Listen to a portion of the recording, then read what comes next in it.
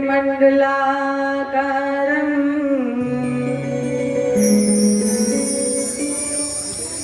व्याप्तमेन चराचरम्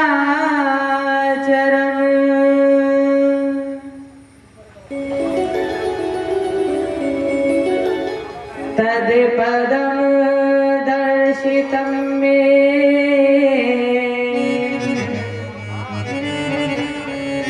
तस्मै श्री गुरुवे नमः। कृष्णाय वासुदेवाय हरे परमात्मने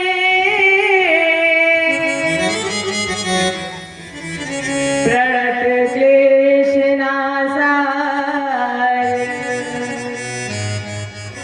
गोविन्दाय नमो नमः।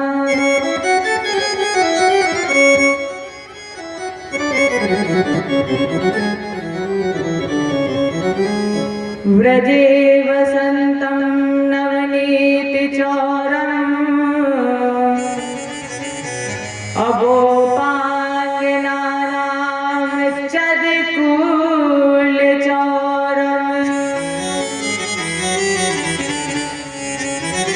अनेक जन्मार्जित पाप चौरम् चाराग्य गण्य पुरुषं नमः।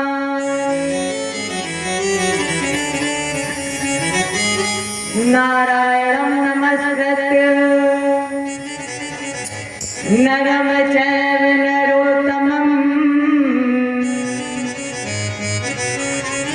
देवीं सरस्वतीं व्यासं ततो जयमुदीरये।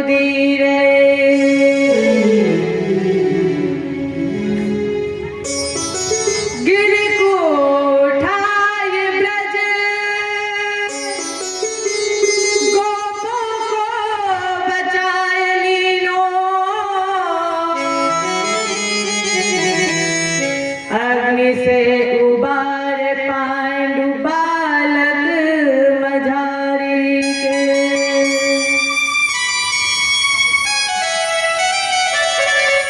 राखो गज घटा तले बालक विहंगम को और राख्यो व्रत ने धर्म पांडु की नारी को। गज की अरज सुनो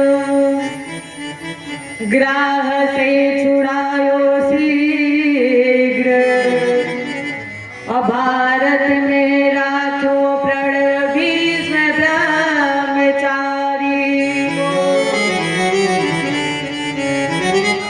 तीन विगतापहारी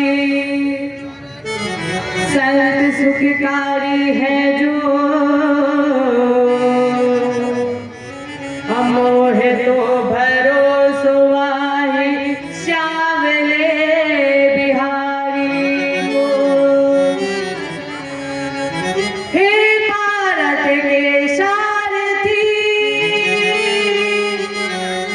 लाखों बार प्रणाम।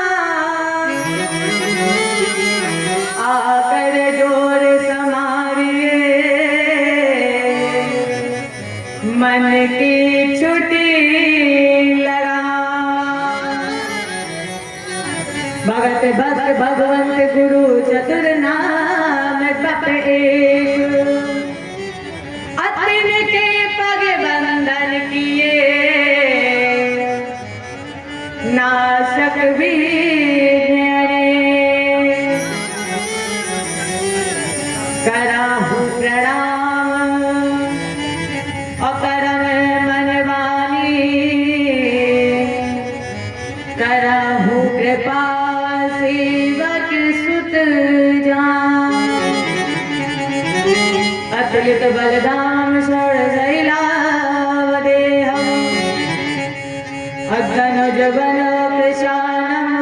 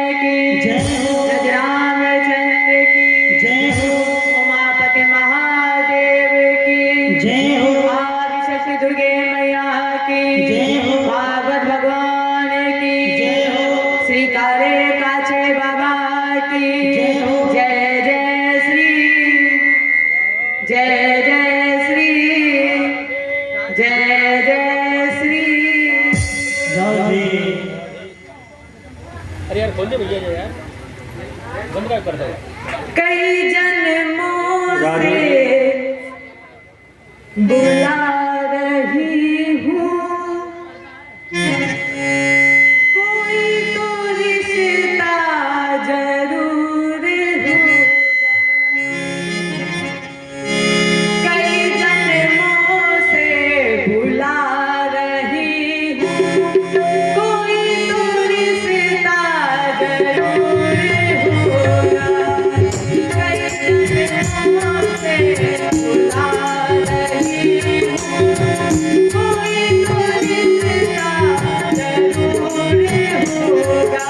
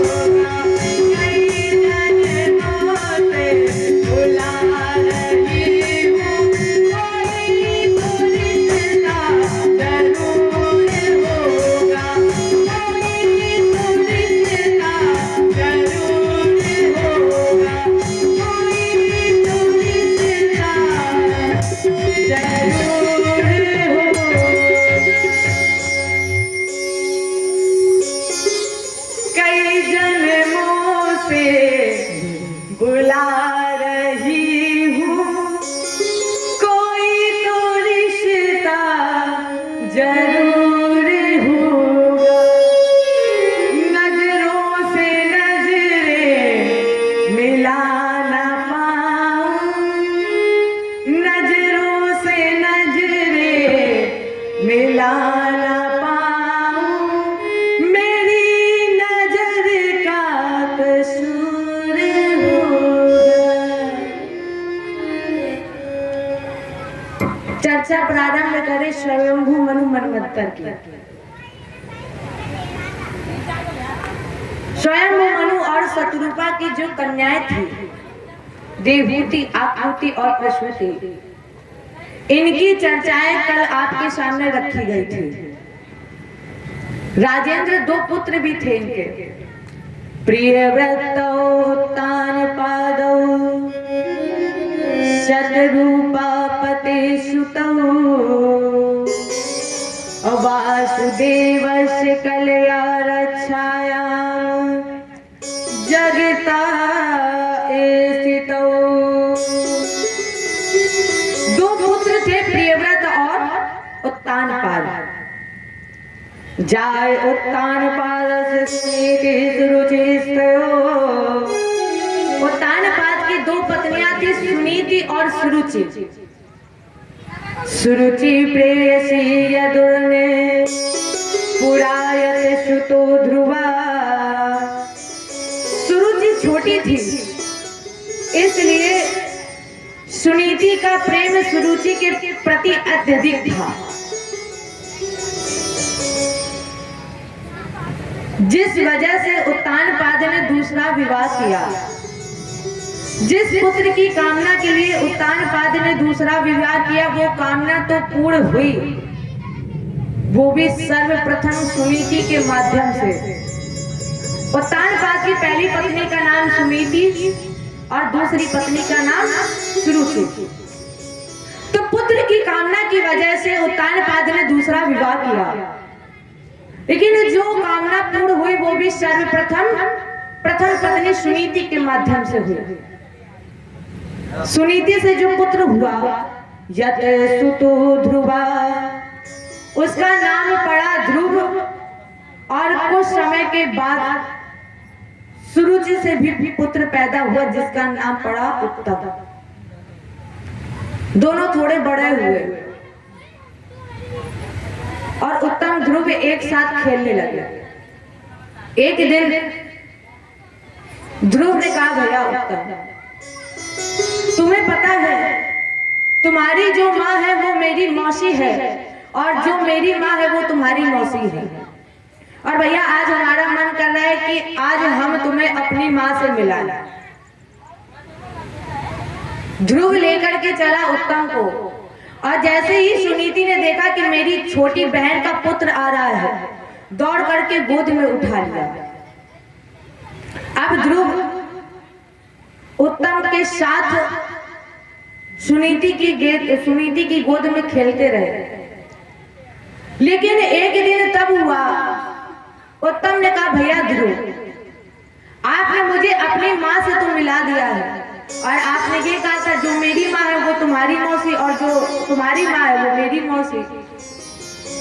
तो भैया ध्रुव, आज हमारी इच्छा है कि आज हम तुम्हें अपनी माँ से मिलाएं।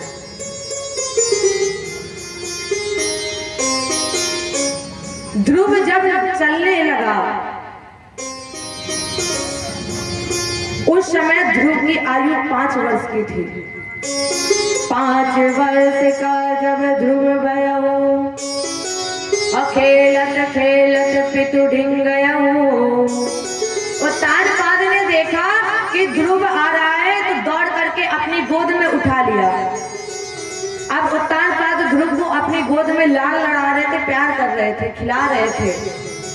उत्तम वहीं पर बैठकर रोने लगा। उत्तम के रोने की आवाज जैसे ही मैया सुरुचि के कान में पड़ी, दौड़ करके आई तो सुरुचि ने देखा कि उत्तानपाद की गोद में मेरी शौक का पुत्र है। तो सुरुचि ने सोचा कि अगर ये इसी तरह आता रहा अपने पिता की गोद में खेलता रहा और कहीं उत्तानपाद का झुकाव ध्रुव के प्रति हो गया तो जिस उत्तराधिकारी के लिए मैंने ना चाहते हुए भी ये विवाह किया वृद्ध पुरुष से, हमने पति बनाया, तो वो कामना अधूरी रह जाएगी। राजन, एक बात हमेशा याद रखना, एक कम युवा लड़की, उम्र की युवा लड़की अपने से अत्यधिक पुरुष से विवाह करती है तो उसका एकमात्र लक्ष्य होता है कि सारी संपत्ति मेरे पुत्र को मिल जाए। इसी कामना की वजह से सुरुचि ने ना चाहते हुए भी वृद्ध पुरुष से विवाह किया और जब सुरुचि ने देखा कि उत्तानपाद की गोद में मेरी सौत का पुत्र है और अगर ये इसी तरह आता रहा, कहीं उत्तानपाद का झुकाव ध्रुव की तरफ हो गया तो ये राज्य का उत्तराधिकारी बना दिया जाएगा। इसलिए सुरुचि ने ध्रुव की पकड़ी बाह और कहा, अरे ध्रुव, तेरे भाग्य में पिता की गोद में खेलने का अधिकार नहीं है। बैठन को नत गोद जो लिखा होत तो कर, तो सुनीति के गर्भ से काहे कुले तो जन्म। अरे ध्रुव, अगर तेरे भाग्य में पिता की गोद में ही बैठना लिखा होता, अगर तेरे भाग्य में पिता की गोद में खेलना ही लिखा होता तो तू उस अभागी सुनीति की कोख से जन्म न लेता। और अगर ध्रुव तुम्हें पिता की गोद चाहिए, अगर तुम्हें राज्य की आकांक्षा है तो गर्भे तुम साध्य मात्रम यदि इच्छसीन वासनम। अरे ध्रुव, अगर तुम्हें राज्य की आकांक्षा है तो त्याग दो ये शरीर और इस शरीर को त्याग करके मेरी कोख से जन्म ले लो। और जब तुम मेरी कोख से जन्म लोगे तो तुम्हें पिता की गोद में मिल जाएगी, पिता का प्यार भी मिलेगा और पिता का सिंहासन भी। इतना कहा, इतना कह करके सुरुचि ने ध्रुव को धक्के मारकर निकाल दिया। अब ध्रुव अपमानित होकर ऐसे चल पड़ा है जैसे काला नाग किसी से चोट खाकर चलता है। आज ध्रुव इसी तरह चल पड़ा। मातु शपथन्या साधुरुक्ति विद्या अश्रसन्न रूषाम दन्न हतो यथा हि हेत्वामि संतं पितरं सन्निवाचम् अजगाम मातो प्ररुदन् प्रकाशम्। मातु शपथन्या, अब ध्रुव अपनी मां से मिलने के लिए निकला तो उसी काले नाग की तरह चला। नेत्रों में गरम गरम आंसू बह रहे हैं जिससे आंखें लाल हो गई हैं। देखते हुए अंगारी की तरह कभी ध्रुव दाएं गिरता है तो कभी ध्रुव बाएं गिरता है, माने आज ध्रुव का सारा शरीर धूल दूषित हो गया। आवाज लगाई मां। जैसे ही सुनीति ने देखा दौड़ करके गई और ध्रुव को गोद में उठाना चाहा, लेकिन ध्रुव 3 कदम पीछे हो गया। ध्रुव ने कहा, मां, मैं तुम्हारी गोद में आऊंगा, लेकिन मेरा एक प्रश्न है। आप उस प्रश्न का उत्तर दे तो मैं गोद में आ जाऊंगा। सुनीति ने कहा, पूछो बेटा, क्या प्रश्न है? ध्रुव ने कहा, मां, क्या मेरे पिता उत्तानपाद नहीं है? सुनीति ने कहा कि तुम्हारे पिता उत्तानपाद ही है। ध्रुव ने कहा, मां, अगर मेरे पिता उत्तानपाद है तो फिर मुझे उनकी गोद में खेलने का अधिकार क्यों नहीं है? मुझे क्यों राज की आकांक्षा नहीं मिल रही? क्यों मुझे उत्तराधिकारी नहीं बनाया जा सकता? क्योंकि मैं तो ज्येष्ठ पुत्र हूं ना। ज्येष्ठ पुत्र होने के नाते इस राज्य का उत्तराधिकारी मुझे बनना चाहिए था, लेकिन मां, ये अधिकार मुझसे क्यों छीन लिया गया? क्या आपसे कोई अपराध हो गया है जिसकी सजा आज मुझे मिल रही है? सुनीति जान गई कि मेरा छोटा पुत्र मेरी छोटी बहन से मिलकर आ रहा है। भैया ध्रुव, मैंने तुम्हें इसलिए पैदा नहीं किया है कि तुम पिता की गोद में खेलो। ध्रुव, सत्यम सुरुचा विहितम भवान में यद दुर्भाग्या उदरे गृहीतः अनन्य भावे निज धर्म भाविते। अरे ध्रुव, मेरी छोटी बहन सुरुचि ने ठीक ही तो कहा है कि तुम मुझ जैसे अभागी की कोख से जन्म लिए हो, लेकिन ध्रुव फिर भी मैंने तुम्हें इसलिए पैदा नहीं किया है कि तुम पिता की गोद में खेलो। मैंने तुम्हें इसलिए पैदा नहीं किया है कि तुम पिता की दी हुई संपत्ति का भोग करो। ध्रुव ने कहा तो फिर पैदा ही क्यों किया है, क्यों मुझे पैदा किया? सुनीति ने कहा कि मेरे जन्म में, तेरे जन्म में मेरा एक स्वार्थ था। ध्रुव ने कहा ओह, क्या एक माँ भी स्वार्थी होती है? माँ, मेरे जन्म में तुम्हारा क्या स्वार्थ था? सुनीति ने कहा स्वार्थ ये था कि तुम्हें जन्म लेने के बाद मैं माँ बन जाऊंगी। मैं अपना स्वार्थ सिद्ध करना चाहती थी कि तेरे जन्म लेने के बाद मैं माँ बन जाऊंगी। ध्रुव ने कहा तो फिर आप माँ बन गई। सुनीति ने कहा कि दुख तो इसी बात का है कि तेरे जन्म लेने के बाद भी मैं माँ नहीं बनी। ध्रुव ने कहा तो फिर माँ कैसे बनोगी? माँ बनने का अधिकार किसे है? सुमित्रा जी ने कहा पुत्रवती युवती जग सोई, पुत्रवती युवती जग सोई, पुत्रवती युवती जग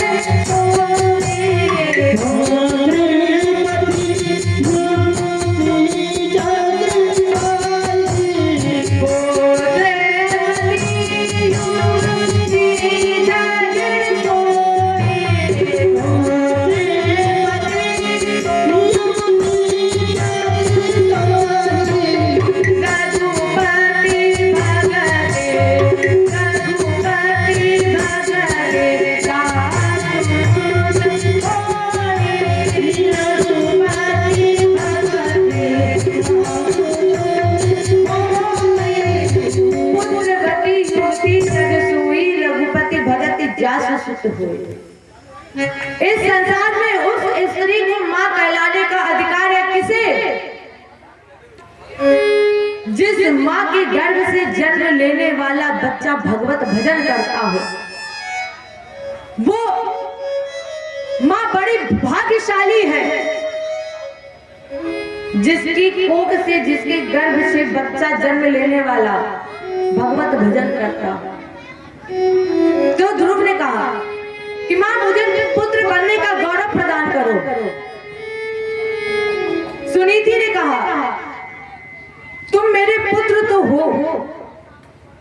ध्रुव ने कहा अगर मेरे जन्म लेने के बाद आप मां नहीं बनी तो फिर मैं आपकी गोद में खेलने के बाद भी पुत्र नहीं बना। सुनीति ने पूछा फिर पुत्र कैसे बनोगे? ध्रुव ने कहा सुन जननी सोई सुत बड़ भागी, सुन जननी सोई सुत बड़ भागी, सुन जननी सोई सुत बड़ भागी, सुन जननी सोई सुत बड़ भागी। जो पे तू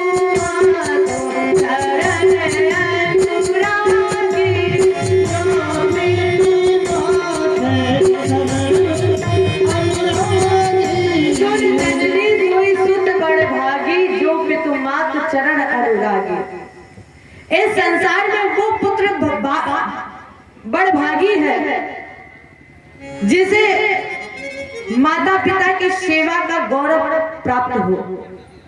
इसलिए माँ मुझे आशीर्वाद दीजिए, मैं भगवान की गोद में खेलना चाहता हूँ, आपका आशीर्वाद चाहिए। ध्रुव ने आशीर्वाद लिया और आशीर्वाद लेकर के ध्रुव भगवत भजन के लिए चल पड़ा। आपने सुना होगा तीर्थों का केंद्र ब्रह्मा जी की तपोस्थली, ब्रह्मा जी के द्वारा रचित सृष्टि का मानव ब्रह्मावर्त बिठूर। यहाँ से ध्रुव चला और चलते हुए बंथा के जंगल में पहुंचा। अब ध्रुव इस भीषण जंगल में घूम रहा था। नारद जी ने देखा कि 5 वर्ष का बालक इस भीषण जंगल में घूम रहा है, कहीं कोई इसे जानवर ना खा ले। तो नारद जी दौड़ करके आए और बोले, बेटा कहाँ जा रहे हो?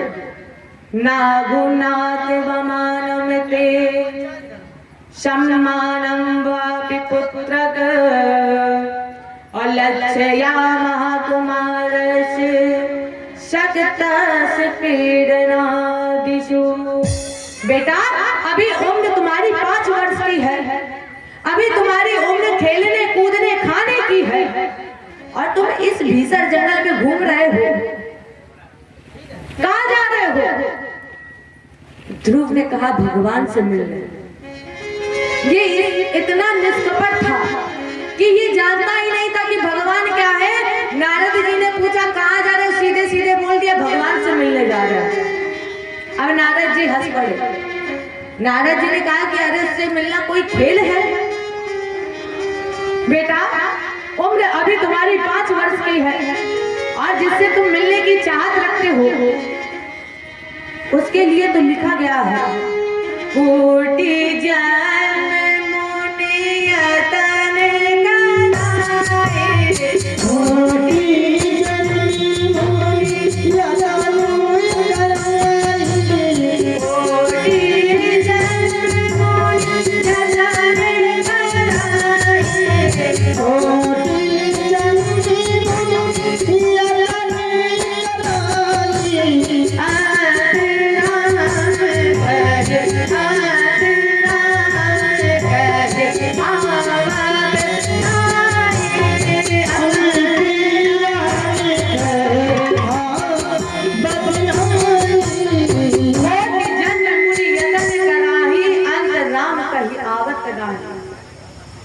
जो अंत में राम कह देता है वो इस धराधाम पर वापस लौट कर नहीं आता है और तुम उसी से मिलने जा रहे हो। इतना भयंकर जंगल है, सिंह भेड़िया तुम्हें खा जाएंगे, लौट जाओ।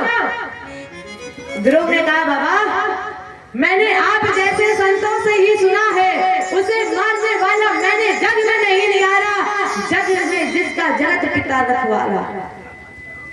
मैं कहता डंके की चोट पर सुनो कान लगाए लाला, हरि है 1000 हाथ वाला, हरि है 1000 हाथ वाला। और जब वो 1000 हाथ वाला है तो फिर बाबा जागो राकेश आया मार सके ना कोई, अबाल नबाका कर सके चाहे सब जग बैरी हो। नारद जी बोले, ध्रुव ने कहा, बाबा केवल एक बात है। नारद जी बोले, बोलो। ध्रुव ने कहा, मन में है संकल्प ये, एक संकल्प जिसका कोई विकल्प नहीं। कौन सा? अब मैं ढूंढूं रघुवीर और जो नहीं दर्शन होंगे तो तजते शरीर। अगर मुझे गोविंद का दर्शन नहीं होगा तो मैं इस शरीर का त्याग कर दूंगा। जे ही उपाय से परम पद मोह सहज मिल जाए, हे विरंच नंदन हमें दीजो सोई पाए। हे नारद जी, वो विधि, वो पीड़ा, वो रास्ता आप प्रदर्शित कर दीजिए जिससे मुझे गोविंद मिल जाए। नारद जी ने कहा, तो फिर बेटा यमुना जी में स्नान करो और मधुवन में साधना करना। एक मंत्र हम तुम्हें दे रहे हैं, तुम उस मंत्र का जाप करना। कौन सा मंत्र? ओम नमो भगवते वासुदेवाय। वासुदेवाय नहीं, ओम नमो भगवते वासुदेवाय, इस मंत्र का जाप करना। और जब वो मिलेगा तो वो कैसा होगा? माने नारद जी ने पूरा साकार रूप का वर्णन किया है। ध्रुव ने क्या किया? ध्रुव ने उस मंत्र को याद किया और भक्ति की लेखनी उठाई और मन की गोद में वो चिन्ह बना लिया। जो नारद जी जैसा जैसा बताते जा रहे थे, वैसा वैसा चिन्ह ध्रुव अपने मन मंदिर में उतारता जा रहा था। नारद जी ने कहा, बेटा जब वो मिलेगा तो कैसा होगा? बनमाली घन श्यामा अपीत वासा मनोहरा, बिल्कुल चतुर्भुजी रूप में होगा। माने नारद जी ने एक एक स्वरूप बताया, तो ध्रुव ने उस स्वरूप को अपने मन मंदिर में उतार लिया। ध्रुव ने गुरु जी को प्रणाम किया, यमुना जी में स्नान किया और मधुवन में एक पैर पर खड़ा हो गया। पहले 1 महीने में ध्रुव ने 3 रात के बाद कहते कि बेर के फल खाए हैं। 3 रात के बाद बेर और कहते के फल खाए। दूसरा महीना लगा तो ध्रुव ने 6 रात के बाद सूखे पत्ते खाए। तीसरा महीना लगा, 9 रात के बाद जल पिया। चौथा महीना लगा, 12 रात के बाद एक बार मुंह खोला और बड़ी लंबी श्वास खींची। इस श्वास के द्वारा जो हवा चली, ध्रुव ने उसे ही अपना भोजन बना लिया। 5वें महीने में पंच प्राण वायु को जीतकर खष्टाचक चक्र का भेदन करके ध्रुव ने अपने पंच प्राण वायु को दोदन चक्र, जिसे हम आप आज्ञा चक्र भी कहते हैं, यहीं पर ध्रुव ने जाकर के अपने पंच प्राण वायु को समाधिस्थ कर दिया। राजेंद्र, जब किसी व्यक्ति की पंच प्राण वायु इस दोदन चक्र में स्थापित हो जाती है तो वो संसार के लिए मृत हो जाता है। तो अब ध्रुव मर चुका है, श्वास बंद है, लेकिन इसकी पंच प्राण वायु चढ़ी है, इसलिए वो देख भी सकता है और सुन भी सकता है।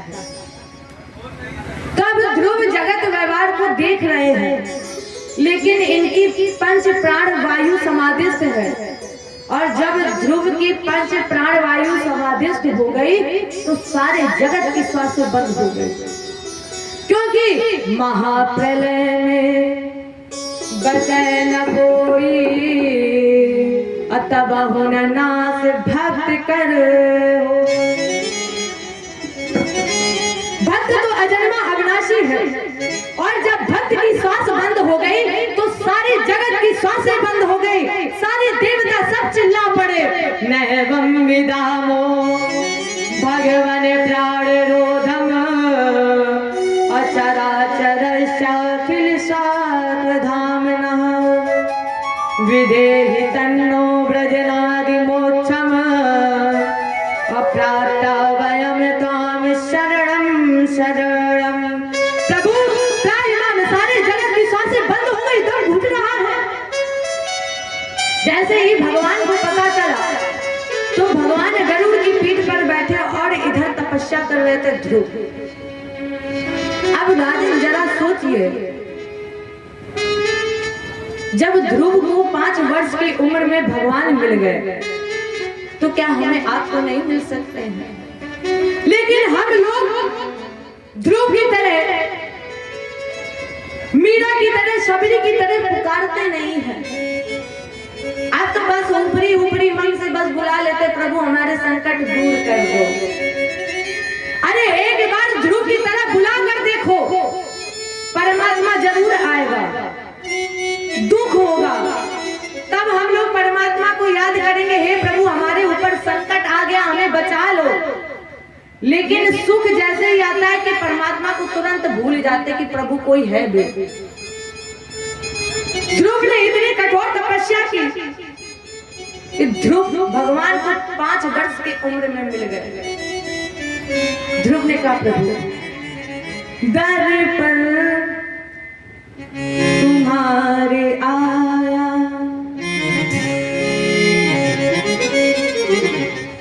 हे प्रभु अब हम आपके दर पर आए हैं।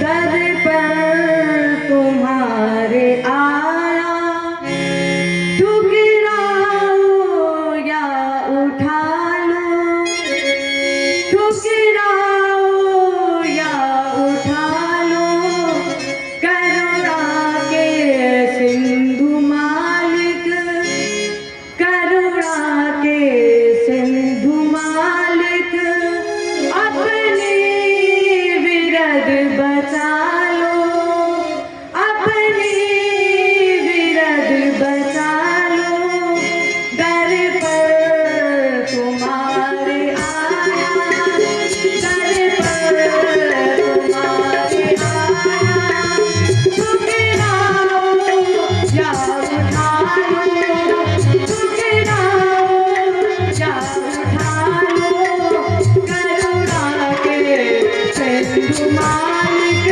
करुणा के सिंधु मालिक, अपनी विरद बचा लो, अपनी विरद बचा लो, दर पर तुम्हारे आया।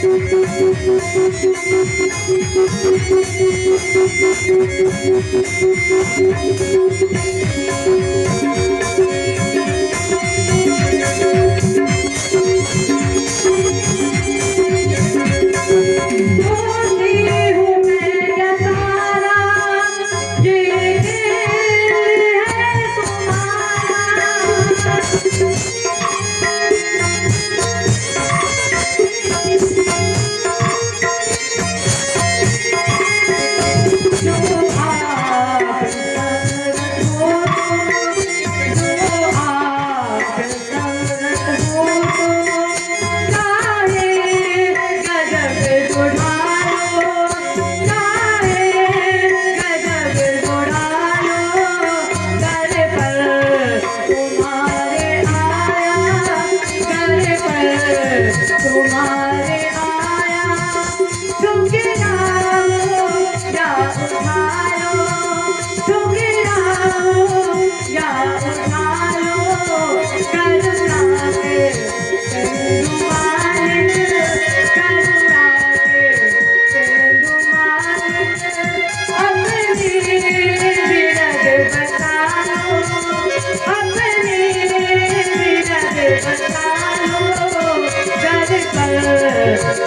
तुम्हारे आया।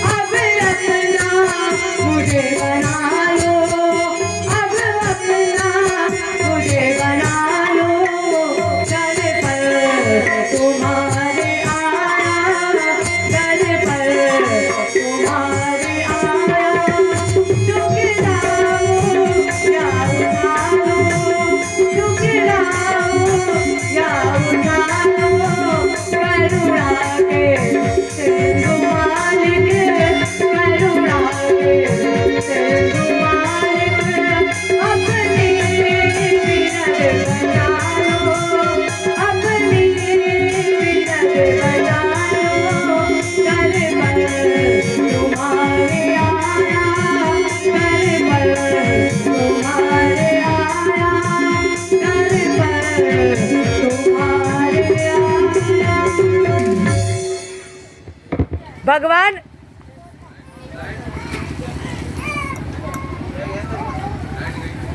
तुम्हारे आया, ठुकराओ या उठा लो, ठुकराओ या उठा लो, करुणा के सिंधु मालिक, करुणा के सिंधु मालिक, अपनी विरद बचा लो, अपनी विरद बचा लो, दर पर तुम्हारे आया।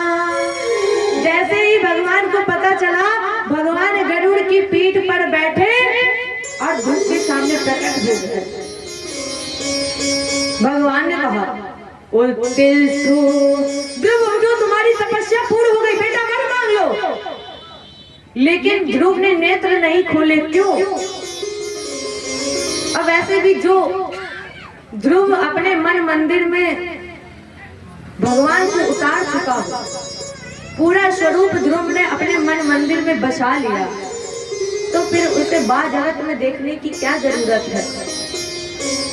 ध्रुव अपने मन मंदिर में ही भगवान का दर्शन कर रहे हैं, इसलिए ध्रुव ने नेत्र नहीं खोले। भगवान ने क्या किया? भगवान ने ध्रुव के हृदय में जो प्रकाश था, जो तेज था, जो ज्योति थी, वो अंधकार में परिवर्तित कर दी। अब ध्रुव भगवान को मन मंदिर में ही ढूंढ रहे थे, ध्रुव छटपटा रहे थे, लेकिन ध्रुव को भगवान दिख ही नहीं रहे थे, क्योंकि भगवान ने ध्रुव के हृदय में अंधकार डाल दिया। और जैसे ही ध्रुव को दीदार नहीं हुआ, तो ध्रुव धराम से गिरना चाहता था धरा पर, इसके पहले गोविंद ने ध्रुव को अपने हृदय से लगा लिया। ध्रुव को भगवान ने गोद में उठा लिया और कहा, ध्रुव, तुम्हारा स्थान मेरे हृदय में है। हमारे ध्रुव ने भगवान की उस दिव्य छवि का दर्शन किया, चरणों में प्रणाम किया, लेकिन ध्रुव कुछ कहना चाहता था, ध्रुव के मुंह वाणी से शब्द ही नहीं निकल रहे थे। अब जिसके सामने परमात्मा साक्षात हो, क्या उसके मुख से, उसके बाड़े से कुछ शब्द निकलेगा? जैसे ही ध्रुव ने भगवान को देखा, सब कुछ भूल गया, कुछ बोलना चाहता था लेकिन उसकी बाड़ी से शब्द ही नहीं निकले। और जब ध्रुव की बाड़ी से शब्द नहीं निकले तो भगवान ने अपना शंख ध्रुव के कपोलों से स्पर्श कराया, तो ध्रुव की बाड़ी से अपने आप ही शब्द निकल पड़े और ध्रुव प्रार्थना करने लगा, प्रभु आज मेरा जीवन धन्य हो गया। यो अंता प्रविश्य मम वाचिम माम प्रसुत्ताम असंजीव यदखिल शक्ति धरा सधामना अन्यास्य हस्त चरण श्रवरत गादेन प्राणान नमो भगवते पुरुषाय तुभ्यम।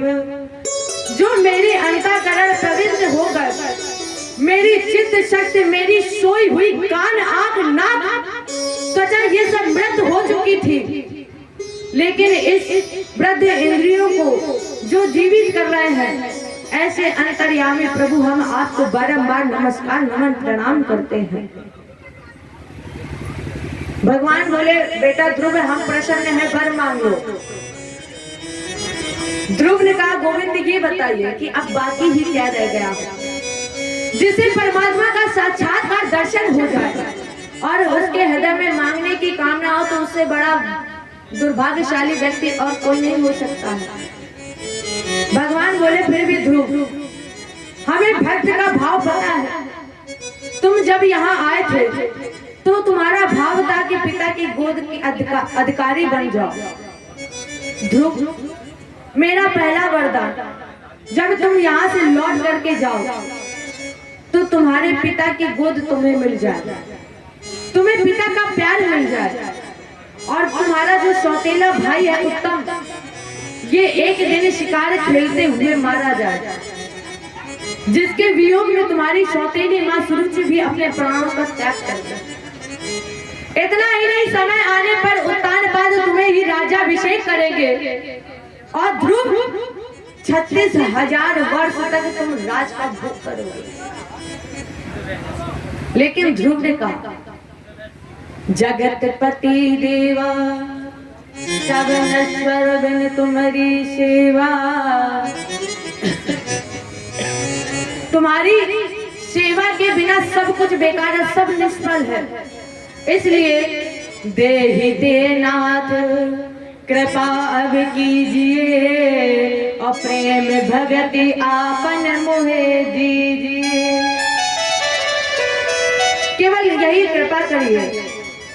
ध्रुव ने भगवत प्रणाम किया और प्रणाम करके ध्रुव वापस ब्रह्मावर्त बिठूर की तरफ चल पड़ा। इस प्रसंग से दो बिंदु निकलते हैं।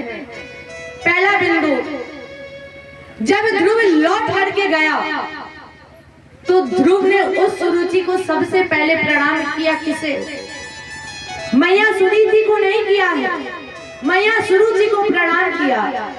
बल्कि उस सुरुचि ने कहा था कि अगर तेरे भाग्य में पिता की गोद में खेलने का अधिकार होता तो उस अभागी सुनीति की कोख से जन्म ना लेता। इतना ही नहीं, अगर तू उस अभागिन की कोख, अगर तुम्हें पिता की गोद चाहिए तो ध्रुव त्याग दो ये शरीर और इस शरीर को त्याग करके मेरी कोख से जन्म ले लो। आज ध्रुव ने उसी मां को सर्वप्रथम प्रणाम किया। क्यों? उत्तर बाबा ने लिखा है, बड़ा सुंदर उत्तर दिया है बाबा ने। जा पर कृपा राम के हुई, अता पर कृपा करे सब कोई। जिस पर एक बार राम कृपा कर दे उस पर तो सभी कृपा कर देते हैं।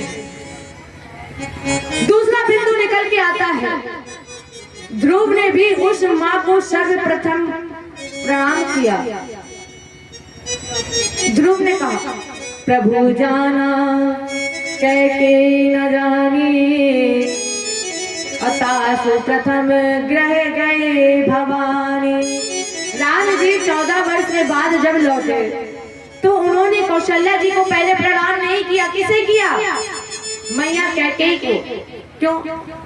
क्योंकि राम जानते थे कि अगर मैया कहती मुझे वन ना भेजती तो राम राम वन ना गए होते, और जब राम राम वन ना गए होते तो प्यारे राम राम ना बन गए होते। ध्रुव ने सोचा प्रभु उसी तरह अगर मेरी माँ सुरुचि मुझे धक्के मारकर बाहर ना निकालती तो मुझे आपका आशीर्वाद ना मिलता, मुझे आपका दर्शन नहीं होता। और वैसे भी गुरु जानता है कि शिष्य का कल्याण किसमें है। अपने गुरु के चरणों में प्रणाम किया। सुन जननी सोई सुत बड़ भागी, जो भी तुम्हारा चरण अनुरागी। आप सब लोग जानते हैं कि ध्रुव ने 36,000 वर्ष तक राज का भोग लिया, और आज भी उत्तर दिशा में आकाश में तारा के नाम से जाना जाता है।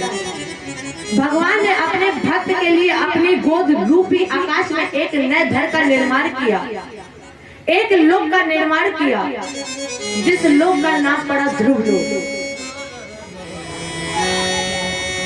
जय बोलिए भक्त भगवान की। ये एक भक्त और भगवान का मिलन हुआ। इन्हीं के पावन पवित्र में वंश में हुए अंगम सुमन संख्याति कैतु मंगिर संगयम असुनीथा गश्या पत्नी सुषवेन मुलवर। अंग की पत्नी का नाम था सुनीता, जो मृत्यु की पुत्री थी, जिससे एक पुत्र पैदा हुआ था जिसका नाम रखा गया था वेन। वेन का मतलब ही होता है पाप। अब एक प्रश्न उठा कि एक धर्मात्मा पिता से अधर्मी पुत्र कैसे। जब ये प्रश्न अंग ने यज्ञाचार्य जी से किया तो यज्ञाचार्य जी ने कहा बेटा, जब तुम्हारी पत्नी यज्ञ का प्रसाद ग्रहण कर रही थी उस समय तुम्हारी पत्नी का मन पाप में लगा हुआ था। जब तुम्हारी पत्नी प्रसाद यज्ञ का प्रसाद ग्रहण कर रही थी तब तुम्हारी पत्नी का मन पाप में लगा हुआ था, इसलिए जो तुम्हारी संतान हुई वो पापी हुई। इसी वेन के पार्थिव शरीर को मत कर एक बौना पुरुष प्रकट हुआ। काले रंग का था, इसलिए कहा महाराज जी निषीद। निषीद माने बैठ जाओ, लेकिन इसके द्वारा जो संतान पैदा हुई यही निषाद त्याग करेगी। इसके बाद दोनों भुजाओं का मंथन हुआ, हृदय का मंथन हुआ, और जब हृदय और भुजाओं का मंथन हुआ तो राजा ने इन दोनों भुजाओं से अथेतर से पुनर्विप्रेर पुत्रस्य महीपतिः बाहुभ्याम मध्यमानाभ्याम मिथुनम समपद्यते। यम चा सुदती देवी गुरुभूषण भूषणा अर्जुनाम वरारोहा प्रथमेवा वरुंधति। दोनों भुजाओं के और हृदय के मंथन से एक नारी प्रकट हुई। यमचा सुदती देवी, श्री लक्ष्मी इनका नाम रखा गया अर्ची। और इसके बाद हमारे श्री हरि नारायण जिसका नाम रखा गया पृथु। और पृथु के रूप में लक्ष्मी नारायण का जब प्रकट हुआ तो प्रसन्नसन्ति इस्म तम गंधर्व प्रवराजगु। जब इनका अवतार हुआ तब उस समय देवता नाग किन्नर सब प्रशंसा करने लगे। पृथ्वी ने कहा अभी तो मेरा केवल जन्म हुआ है, अभी केवल मैं जन्मा हूँ, अभी कोई मैंने ऐसा कार्य नहीं किया है जिससे मेरी तारीफ हो, इसलिए ये अनर्गल तारीफ हो रही है। बंद कर दो ये तारीफ, ये गुणानुवाद बंद कर दीजिए। महात्माओं ने पृथु को राजा बना लिया। 24 अवतारों में एक अवतार है महाराजा पृथु का, जिन्होंने जग कल्याणार्थ इस पृथ्वी का रोहण किया। पृथु ने ही इस पृथ्वी को समतल किया, बराबर किया। पृथु ने 100 अश्वमेध यज्ञ की दीक्षा ली। ब्रह्मावर्ते मनो क्षेत्रे यत्र प्राची सरस्वती सती जी के बनाए ब्रह्मावर्त बिठूर में अत्रि जी के सानिध्य में एक प्रतिज्ञा ली, एक संकल्प लिया कि हम 100 अश्वमेध यज्ञ करेंगे, जिसमें से 99 यज्ञ पूर्ण हो गया, सभी यज्ञ की तैयारी हो गई। अब जब दिग्विजय के लिए घोड़ा छोड़ा गया तो इंद्र घबरा गया। इंद्र ने सोचा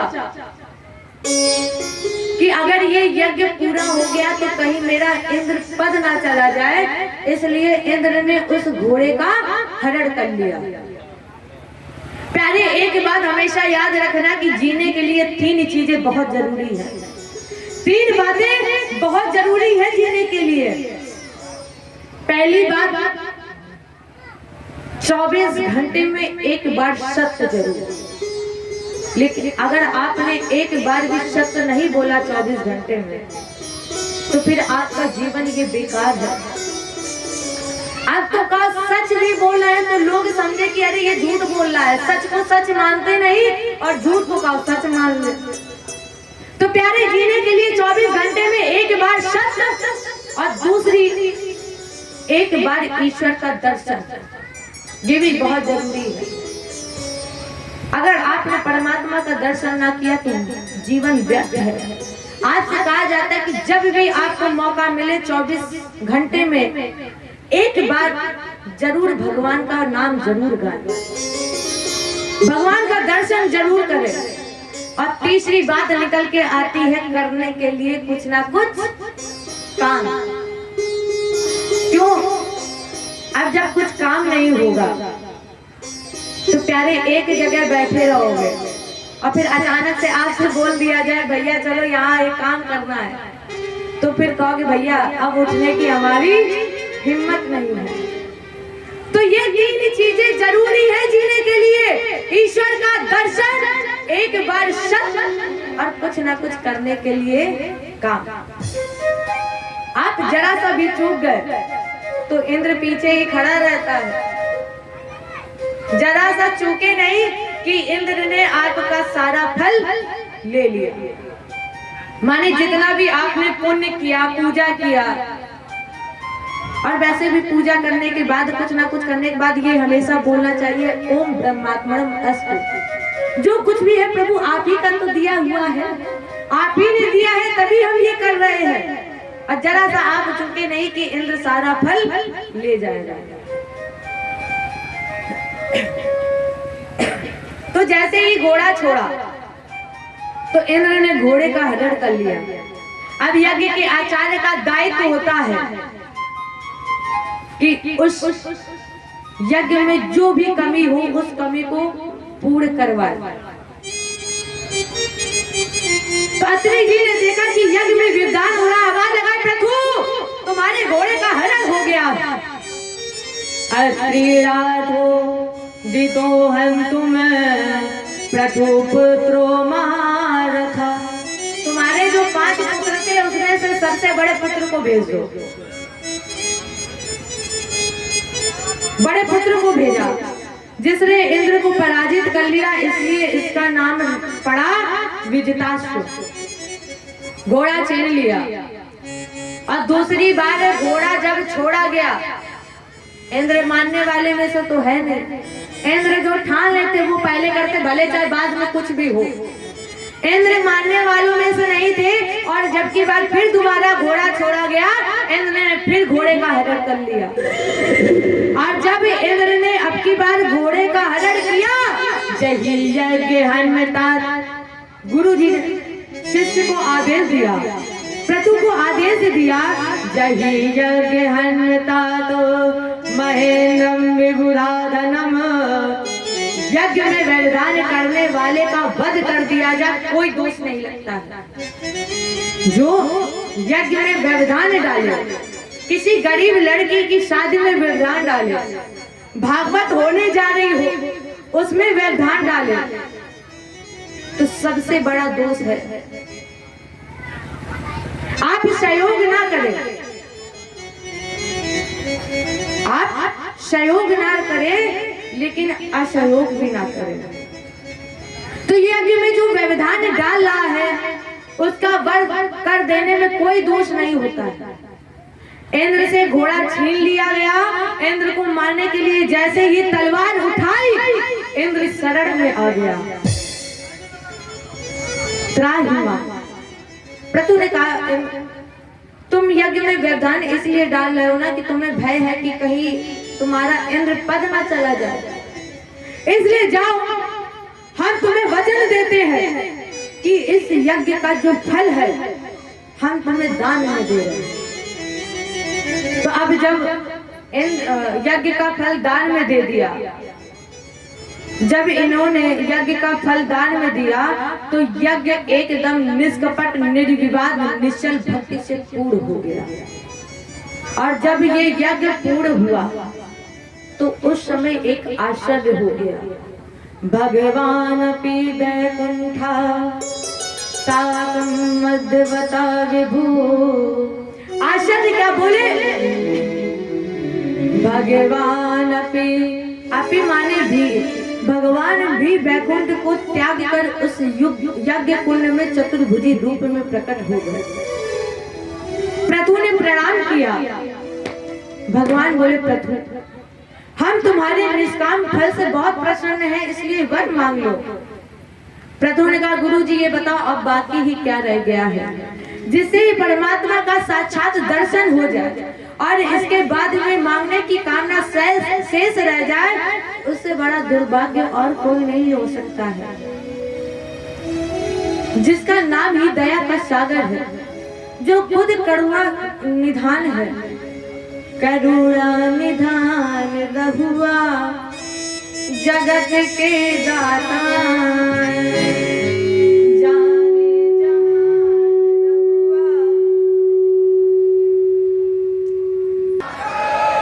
जय जय श्री। चलिए एक बार भजन, फिर आगे प्रसंग को बढ़ाया जाए। गोविंद मेरो। कितनी अच्छी माताएं हैं कि केवल एक लाइन बोली अपने आप ही ताली बजने लगी। ऐसे ही भक्त होते हैं। गोविंद मेरो ऐसे भिनभिना रहे जैसे मक्खियां नहीं भिनभिनाती, इकट्ठी हो जाती हैं, तो उसी तरह मक्खियों की तरह भिनभिना रहे हैं। गोविंद मेरो है।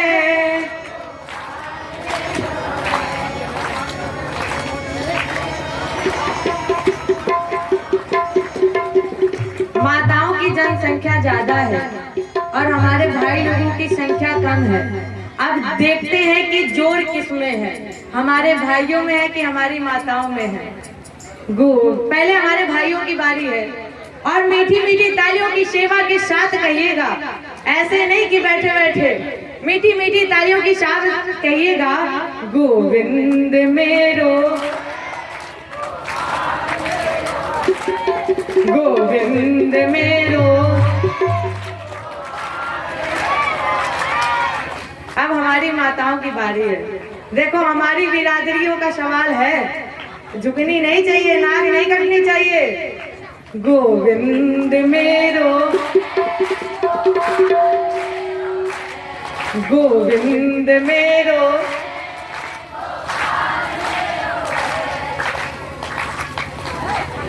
इससे सही तो हमारे भाई लोग हैं।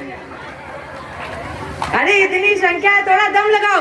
गोविंद मेरो है। और सभी भक्त दोनों हाथ उठा के मीठी मीठी तालियों की सेवा के साथ गोविंद मेरो है, गोपाल मेरो है, गोविंद मेरो है, गोपाल मेरो है। शिवा के बिहारी नंदलाल मेरो है, शिवा के बिहारी नंदलाल मेरो है। गोविंद मेरो है, गोपाल मेरो है, गोविंद मेरो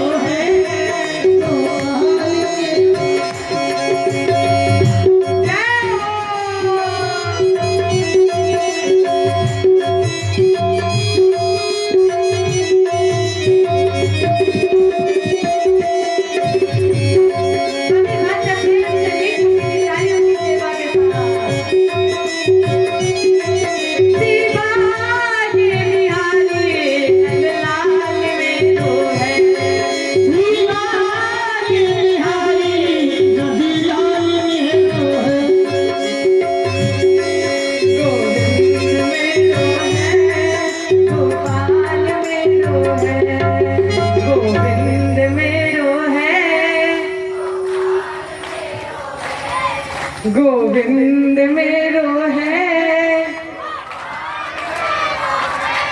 गोविंद मेरो है, गोविंद मेरो है, गोविंद मेरो है, श्री बाके बिहारी नंदलाल मेरो है।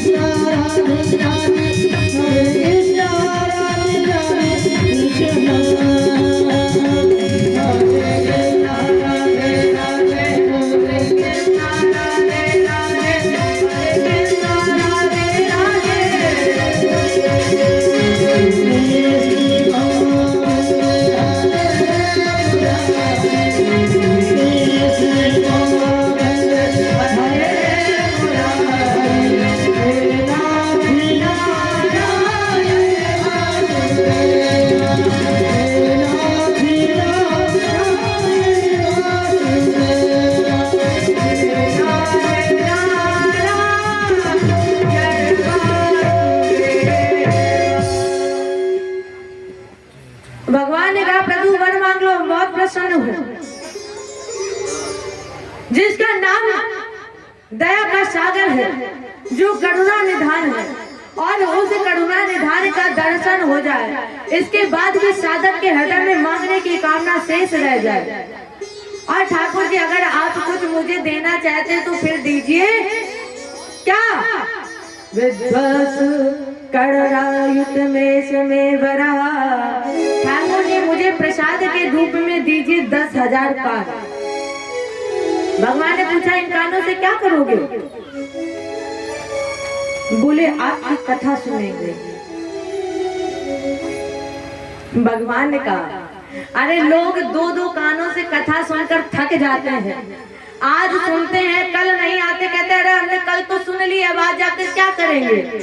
2 कानों से कथा सुनकर थक जाते हैं और तुम कह रहे हो कि मुझे 10,000 कान दे दो और सुनोगे हमारी कथा।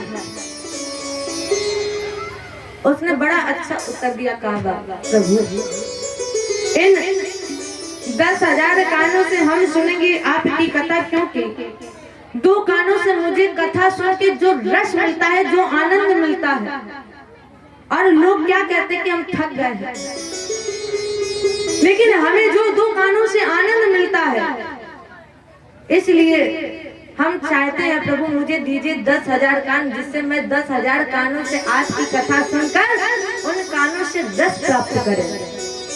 इतना ही नहीं, दे दो दुनिया का त्याग प्रभु और अपने चरणों में अनुराग।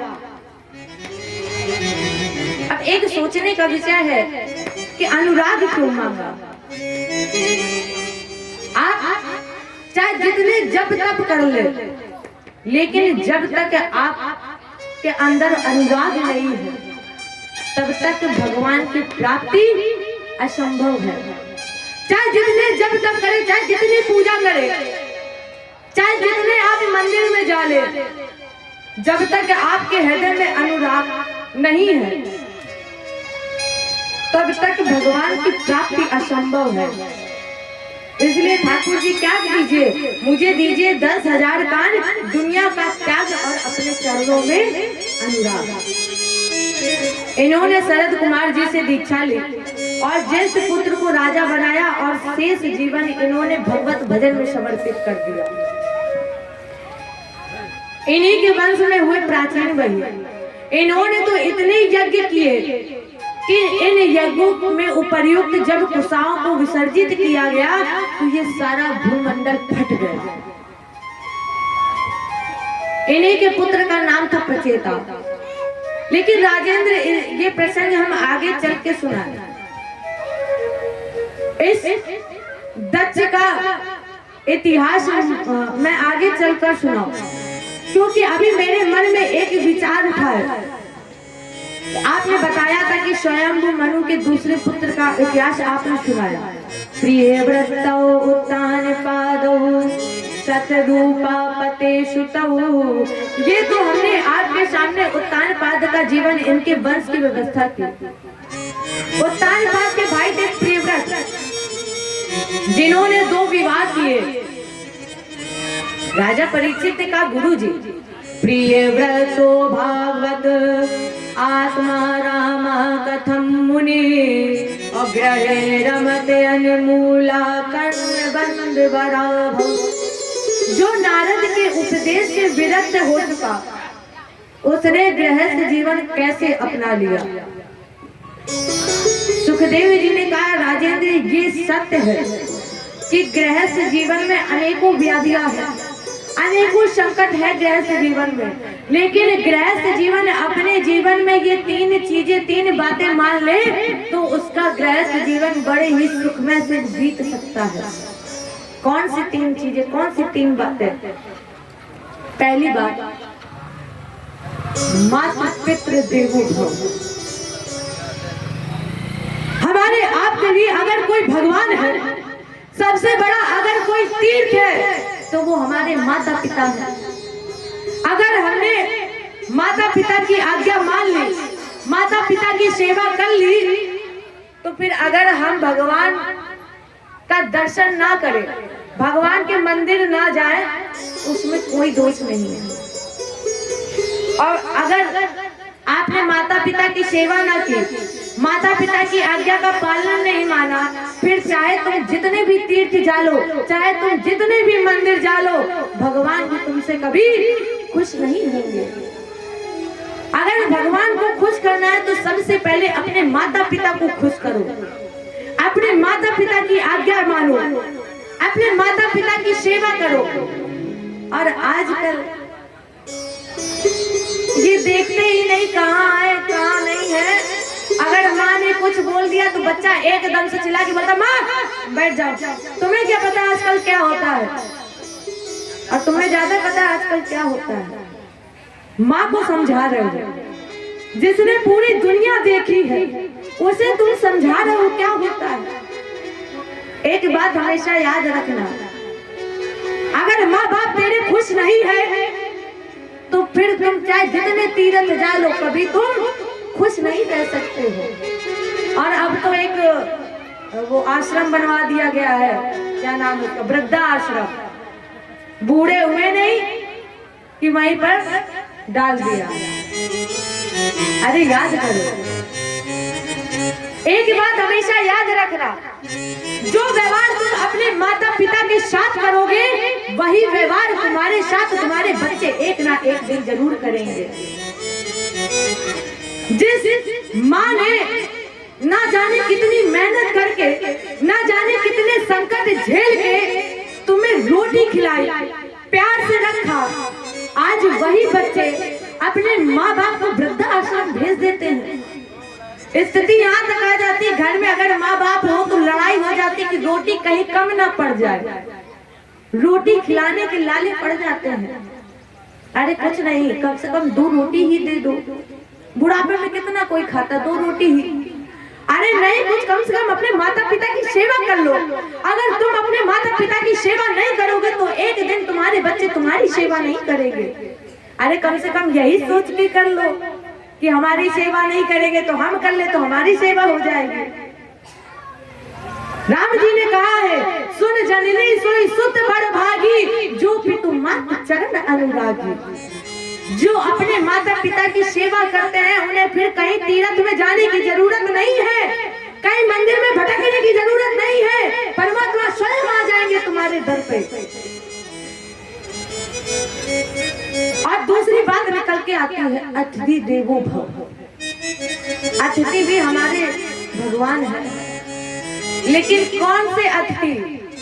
सुनिएगा, वो अतिथि नहीं जो 1 घंटे पहले ही फोन करके बता रहे कि हम इतने बजे आएंगे। वो अतिथि अतिथि नहीं है, वो तो रिश्तेदार हो गए। अतिथि वो होते हैं जो बिना बताए अचानक आपके दर पर आ जाए, वो अतिथि अतिथि है। जो बता के है वो कहाँ अतिथि है? वो तो पहले ही बता देते हमारे तो बढ़िया पानी मिठाई की व्यवस्था करके और रखो। तो अतिथि वो है जो बिना बताए अचानक असमय आपके द्वार पर आ जाए। तीसरी बात, गुरु देवो भव। अब ध्यान से सुनिएगा, गुरु का अर्थ क्या है, गुरु का मतलब क्या है? गु माने अंधकार, रु माने प्रकाश। जो गुरु अपने शिष्य को अंधकार से निकाल के प्रकाश की ओर ले जाए, वो सच्चा गुरु है। जो अपने शिष्य को अंधकार से प्रकाश की ओर ले जाए, वो सच्चा गुरु है, ना कि जो प्रकाश से अंधकार की ओर ले जाए। और आजकल तो ऐसे ऐसे गुरु बन रहे हैं, इतने गुरु बन रहे हैं कि बस केवल हमें धन दो और शिष्य बन जाओ। पहले मंत्र दिया जाता तो कान में दिया जाता था कि दूसरे वाले को सुनाई ना पड़े कि मंत्र क्या दिया है। और अब मंत्र तो ऐसे बोले जाते हैं, माइक में ऐसे फेंक के दिए जाते हैं, 1 रुपए दो मंत्र ले जा, रुपए दो मंत्र ले जा। वो गुरु गुरु नहीं होते हैं। और आजकल गुरु ये कहते हैं कि हम भगवान है, हमें भगवान मान लो। राजन एक बात बताओ, अगर वो भगवान है, अगर हमारे गुरु भगवान है, हमारे लोग कहते हैं कि हमारे दर्शन करो, भगवान का दर्शन हो जाएगा, हम भगवान है, हमें भगवान मान लो। तो उनसे पूछना कि हमारे कन्हैया ने 7 दिन के लिए 7 कोस का सबसे छोटी उंगली पे पर्वत उठाया था, वो हमारे भगवान है। और अगर आप अपने आप को भगवान कह रहे हो तो 7 दिन की बात छोड़ो, 7 घंटे की बात छोड़ो, आप 10 मिनट ही हाथ उठाए रहो लगातार, तो हम मान लेंगे कि आप भगवान हैं। 10 मिनट की बात छोड़ो, 2 मिनट के बाद डॉक्टर को ही बुलाना पड़ेगा, हाथ नीचे का तो प्लास्टर चढ़वाना पड़ जाए। इतना अंधकार छा गया है। और आजकल पढ़े लिखे लोग ज्यादा इसमें आते हैं कि हम भगवान, हमें दर्शन कर, हमारा दर्शन कर लो, भगवान का दर्शन हो गया, हमें भगवान मान लो। तो गुरु वो होता है जो अपने शिष्य को अंधकार से निकाल के प्रकाश की ओर ले जाए, वो सच्चा गुरु है। और यही 3 बातें अगर गृहस्थ जीवन मान ले तो उसका गृहस्थ जीवन बड़े अच्छे से चल सकता है। बिन वो भाव निधि तरह न कोई, चाहे विरंच शंकर सम हुई। इसलिए ये 3 बातें मान लीजिए। और यही प्रियव्रत ने किया। नारद जी के उपदेश से विरक्त हो चुका था, लेकिन इनके माता पिता का आदेश था, इसलिए इन्होंने 2 विवाह किए। प्रथम विवाह इनका विश्वकर्मा की पुत्री बृहस्पति जी से हुआ, जिससे इनके 10 पुत्र हुए। एक कन्या पैदा हुई जिसका नाम रखा गया उर्जस्वती, जो शुक्राचार्य जी के साथ ब्याही गए। 10 पुत्रों में से 3 पुत्र कवि, महावीर और शबर, इन्होंने नैष्ठिक ब्रह्मचर्य ले लिया। 7 पुत्र बचे प्रियव्रत के पास। दूसरी पत्नी से इनके 3 पुत्र पैदा हुए, उत्तम, तामस और रैवत। ये तीनों अपने मनमंत्र वाले स्वामी हुए। राजन जी, ये वो वीरव्रत है जिन्होंने रथ पर बैठ करके भगवान सूर्य की 7 परिक्रमा की। इन 7 परिक्रमाओं से इस पृथ्वी पर 7 रास्ते बने हैं। यही 7 रास्ते 7 समुद्र के रूप में परिवर्तित हो गए। परिणाम स्वरूप जब 7 समुद्र बन गए तो ये सारी पृथ्वी 7 भागों में बट गई। और इस पृथ्वी की नाप है 50,000 करोड़ योजन। एक योजन में 4 कोस होते हैं, एक कोस में 3 किलोमीटर होते हैं। 7 द्वीपों में बटी। अब प्रियव्रत के पास 7 पुत्र ही बचे थे। इन्होंने अपने 7 पुत्रों को एक एक द्वीप का राजा बना दिया। प्रथम द्वीप के राजा बने अग्निदेव, जिन्होंने मंदराचल पर्वत पर तपस्या करके पुरचित नाम की अप्सरा से विवाह किया, जिससे 9 पुत्र पैदा हुए। और जब पुरचित नाम की अप्सरा स्वर्गारोहण करने के लिए चली गई तो अग्निदेव ने जम्मू द्वीप के 9 खंड कर दिए। और जम्मू द्वीप के 9 खंड करके इन्होंने एक एक पुत्र को एक एक खंड का राजा बना दिया।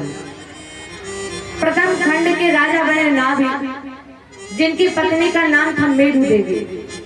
बहुत समय तक इनकी कोई संतान पैदा नहीं हुई, तो इन्होंने पुत्रेश यज्ञ कराया और इस पुत्रेश यज्ञ के प्रसाद से इन्हें एक पुत्र की प्राप्ति हुई, जिसका नाम पड़ा ऋषभ। ऋषभ माने होता है श्रेष्ठ। 24 अवतारों में ये भी एक अवतार है भगवान का, ऋषभ देव जी का। अब जब इनका जहाँ परमात्मा आते हैं वहां तो आनंद की बरसात होती है, ये निश्चित है। इंद्र को द्वेष हो गया, जलन हो गई, तो इसने उस राज्य में वर्षा करना बंद कर दिया। ऋषभ देव जी ने अपने तप बल के द्वारा अपने राज्य में वर्षा की। इंद्र हार मान गया और इंद्र की पुत्री जयंती से विवाह कर दिया। और जब जयंती का विवाह ऋषभ देव जी के साथ हो गया तो इनसे 100 पुत्र पैदा हुए। इन 100 पुत्रों में से राजेंद्र 9 पुत्र योगेश्वर नाम से प्रसिद्ध हुए, जैसे कवि हरि, अंतरिक्ष, प्रबुद्ध, चमस, ध्रुविल, कर भाजन। ये 9 पुत्र योगेश्वर नाम से प्रसिद्ध हुए। अब इनके पास बचे 81 पुत्र। ये नैष्ठिक ब्रह्मचारी बन गए। अब इनके पास बचे 10 पुत्र, जिसमें से बड़े पुत्र का नाम था भरत। एशाम खल महायोगी और जैसे श्रेष्ठ गुण आसी थे। ये बहुत बड़ा योगी था, सर्व गुण संपन्न थे। अब पहले ये जानिए कि भरत का मतलब क्या है। भा माने भक्ति, भा माने त्याग, रत माने प्रेम, निष्ठा, समर्पण, श्रद्धा, लगन। भरत उसे कहा जा सकता है जिसे भगवान के श्री चरणों में। अब देखो इतिहास में 3 भरत हुए और भरत उसे कहा जा सकता है जो भगवान के श्री चरणों में समर्पण है। इतिहास में 3 भरत हुए, 3 राम हुए और 3 ऐसी महान विभूतियां जिन्होंने अखंड बाल ब्रह्मचर्य का पालन किया है। अब 3 भरत कौन? एक भरत जिसकी हम और आप कथा सुन रहे हैं। दूसरे भरत हुए दुष्यंत शकुंतला पुत्र भरत और तीसरे भरत हुए रामायण में दशरथ कैकेयी पुत्र भरत। 3 राम हुए। सबसे पहले पैदा हुए परशुराम, दूसरे हुए कौशल्या दशरथ नंदन नाम और तीसरे हुए द्वापर में कृष्ण के बड़े भैया बलराम। और 3 ऐसी महान विभूतियां हैं जिन्होंने अखंड बाल ब्रह्मचर्य का पालन किया है। उसमें से पहला नाम है सतयुग में परशुराम जी का। ये अखंड बाल ब्रह्मचारी है। त्रेता में हुए अनंत बलवंत हनुमंत महाराज, ये भी अखंड बाल ब्रह्मचारी है। द्वापर में हुए भीष्म पितामह, ये 3 प्रमाणित अखंड बाल ब्रह्मचारी हैं। और 3 ऐसी महान विभूतियां जिन्होंने भगवान का पूर्ण विराट का दर्शन किया है। 3 ऐसी महान विभूतियां जिन्होंने भगवान का पूर्ण विराट का दर्शन किया। पहली मैया कौशल्या जी को सौभाग्य मिला और दूसरा मैया यशोदा जी को। कब? जब भगवान ने मिट्टी खाई और मैया ने कहा मुंह खोल कर दिखाओ, तब उस समय मैया यशोदा ने भगवान कृष्ण के मुख में संपूर्ण ब्रह्मांड देखा। तीसरे हुए गांडीवधारी अर्जुन को सौभाग्य मिला। जब भगवान कृष्ण ने गीता का ज्ञान दिया है, माने 3 ऐसे महान विभूतियां जिन्होंने भगवान का पूरे विराट का दर्शन किया। ऋषभदेव जी ने अपने समस्त पुत्रों को बैठाला और उपदेश किया। और वास्तव में अगर पिता हो तो ऋषभदेव जी जैसा हो, अगर भाई हो तो भरत जैसा हो, मित्र हो प्रहलाद जैसा हो, माता हो मदारसा जैसी हो, राजा हो अम्बरीश जैसा। अब पिता ऋषभदेव जी जैसा क्यों हो? ये सोचने का विषय है कि पिता ऋषभदेव जी जैसा क्यों हो। क्योंकि आजकल के जो पिता है वो बैठकर अपने बच्चों को समझाते नहीं। बच्चा चाहे जो कुछ करे, अपने बच्चों को कोई पिता आजकल समझाता नहीं, बेटा ये गलत है, ये ना करो। कोई सत्मार्ग नहीं दिखाता है अपने बच्चों को। वास्तव में अगर पिता हो ऋषभदेव जी जैसा हो, क्यों? क्योंकि ऋषभदेव जी ने कहा बेटा जो हमने किया है वो तुम मत करना। बेटा ये शरीर संसार के भोग के लिए नहीं मिला है। बेटा नायम देहो देह भाजांग लोके अकष्टान कर्माने हते बिल भुजाने में तपो दिव्यम पुत्र का तेन सत्वम असुत्तेन इष्माते ब्रह्म शोकम तुरंतम। नायम देहो, ये शरीर संसार के दुखदायी विषयों के भोग के लिए नहीं मिला है, क्योंकि ये देव दुर्लभ तन है। और इस देव दुर्लभ तन से भगवान का भजन कर लो और इसकी आत्मा को शुद्ध कर लो कि तुम्हें भगवान की प्राप्ति हो जाए। चलिए एक बार प्यारा सा भजन। और आज शायद मंगलवार है मंगलवार हनुमान जी का दिन है।